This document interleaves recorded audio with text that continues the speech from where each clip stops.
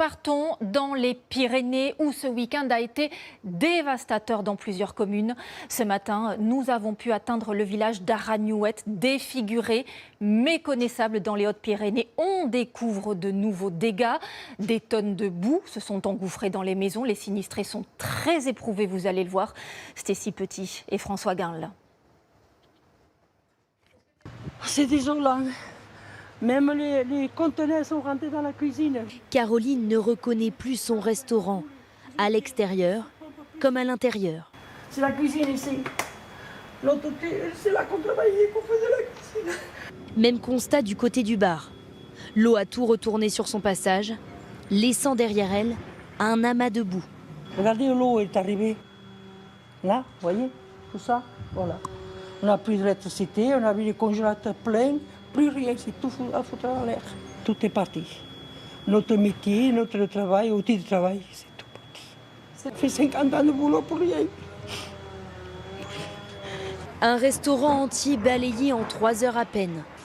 Dans la nuit de vendredi à samedi, l'eau de la Neste est sortie de son lit.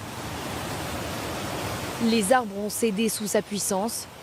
50 habitants sont sinistrés, comme Alexandre. Sa maison a été épargnée, pas sa cave ni son jardin.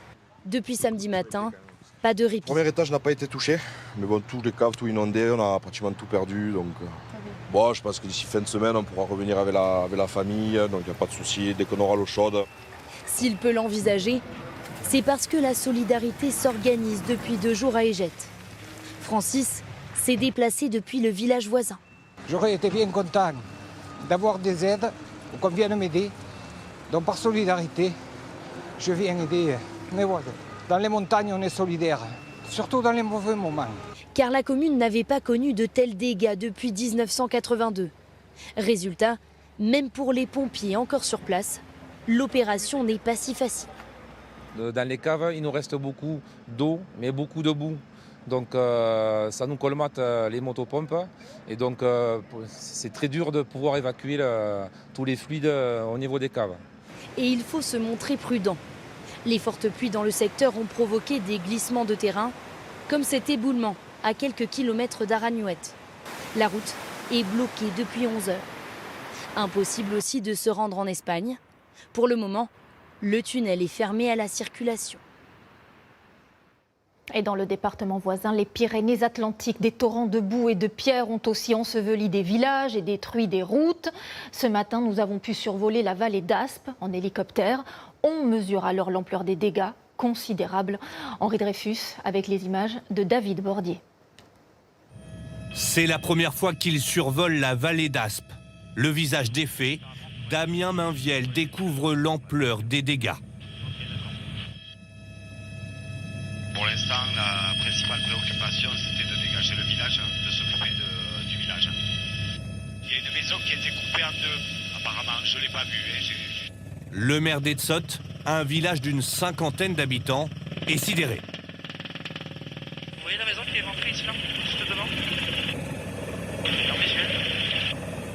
Un peu plus en aval, à Borse, le torrent de boue a raviné le terrain jusqu'à emporter une partie de cette maison.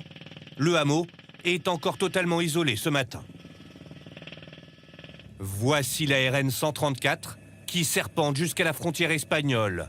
À plusieurs endroits, impossible de distinguer la route, engloutie sous des amas de pierres.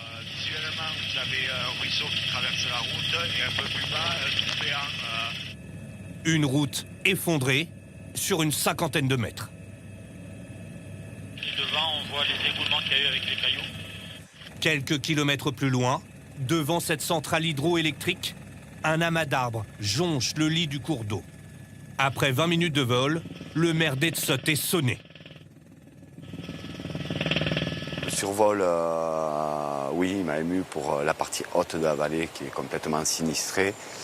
Et il m'a surpris pour l'amont du village d'Etsotte où on voit un torrent qui finalement est tout doux et qui est rentré dans la normale alors qu'hier il nous a amené je ne sais pas quelle quantité, des quantités extraordinaires de gravats dans le village. Selon lui, il faudra plusieurs mois pour effacer l'ensemble des dégâts causés par cette crue éclair du gave d'Aspe et de ses affluents.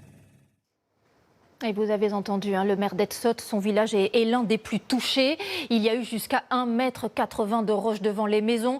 Un énorme travail de déblaiement a déjà commencé pour qu'un semblant de vie normale reprenne au plus vite. Sur place ce matin, Hortense Villat et Jean-Vincent Molinier. Pour la première fois depuis 48 heures, Sophie peut sortir de son village pour aller travailler. Je m'en vais au travail, je travaille dans une maison de retraite. Donc tout le week-end, on m'a remplacée, donc là je m'en vais au travail. Vous gardez le sourire même. Oui, il faut. Oui. 9 h ce matin, les enfants des communes alentours retrouvent Etsot et leur école épargnée. Beaucoup de questionnements. Mais pour leur mettre une urgence, faire en sorte que la vie reprenne. C'est impressionnant quand on arrive devant le village, mais on va prendre le temps de mettre des mots. Et surtout, on aura à cœur de rendre visible aux enfants les situations d'entraide très spontanées qui se sont mises en place. Dans ce désastre, il y a quand même ça. Une solidarité qui s'organise dans ce café. Une bonne partie de la place du village a déjà été débarrassée. Mais dans les rues adjacentes, des tonnes de pierres et de gravats obstruent l'entrée des habitations. Un balai incessant d'engins de chantier. Presque maintenant, dégager la voiture. C'est ce que le maire tente d'organiser au mieux le déblaiement. D'ici demain soir, normalement, tous les gravats devraient être dégagés. Et après, il y a des grosses aspiratrices qui avalent les gravats, qui vont enlever tout ce qui est encombré dans les maisons, parce que les maisons sont jusqu'à 1,80 m remplies de gravats, elles aussi. De longues heures de travail attendent en effet les sinistrés. 150 foyers sont encore privés d'électricité. Depuis samedi, Damien Safer. Avant, il l'espère en milieu de semaine, le passage des assureurs. Pour évaluer l'ampleur des dégâts, l'électricité, la maçonnerie, tout quoi. La voiture d'Evelyne, elle, a été ensevelie samedi. Elle déclare ce matin le sinistre. C'est choquant, mais le matériel, ça se remplace. Il n'y a pas de dégâts humains. Tout le monde est en bonne santé, c'est l'essentiel. Le village attend toujours de savoir si l'eau est ou non potable. D'ici les résultats, des packs d'eau sont à disposition des habitants. Et parmi les dégâts les plus impressionnants, il y a aussi cette route complètement effondrée. La nationale 134 est normalement très empruntée par les habitants qui se retrouvent à devoir faire de très longs détours. Toute la vie dans la vallée est bouleversée et cela devrait durer des mois, comme nous le montrent Anaïs Lebranchu et Nicolas Forestier. C'est ici, en amont de la vallée, qu'apparaissent les premiers panneaux. Impossible d'emprunter la nationale 134 menant à l'Espagne. Les gendarmes s'assurent que l'information est bien transmise. Cette habitante est obligée de faire demi-tour. Moi, je fais une fois tous les 3 semaines. Et ma foi, on va attendre 9 mois, 10 mois, et bien voilà.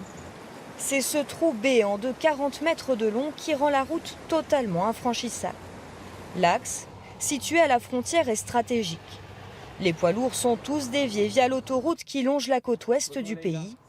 Les voitures, elles, peuvent passer par une autre vallée parallèle. Ce matin, cette famille a fait le trajet depuis l'Espagne pour rejoindre un lycée bilingue. Elle a mis 2 fois plus de temps que d'habitude. C'était un peu difficile. Il fallait courir, vite trouver une solution et nous sommes passés par la déviation. Le trafic est très calme et ce commerce vide. Germaine accueille chaque jour des dizaines de routiers randonneurs. J'ai les clients, moi, toujours. Et là Et là, rien. Là, j'attends. Et le fournisseur vient de m'appeler pour passer une commande. Et bien, je lui ai dit que non. Je lui ai dit que non parce qu'il n'y a personne. Commerçants, travailleurs et touristes devront faire preuve de patience. Tous, comme le maire, espèrent qu'une solution temporaire comme une passerelle sera mise en place. Ce n'est pas une catastrophe parce qu'il n'y a pas de morts et il n'y a pas de blessés graves à ce jour. Mais ça peut devenir très fragilisant pour notre économie locale. Les analyses pour la reconstruction vont durer plusieurs semaines. Les travaux, quant à eux, ne se termineront pas avant plusieurs mois.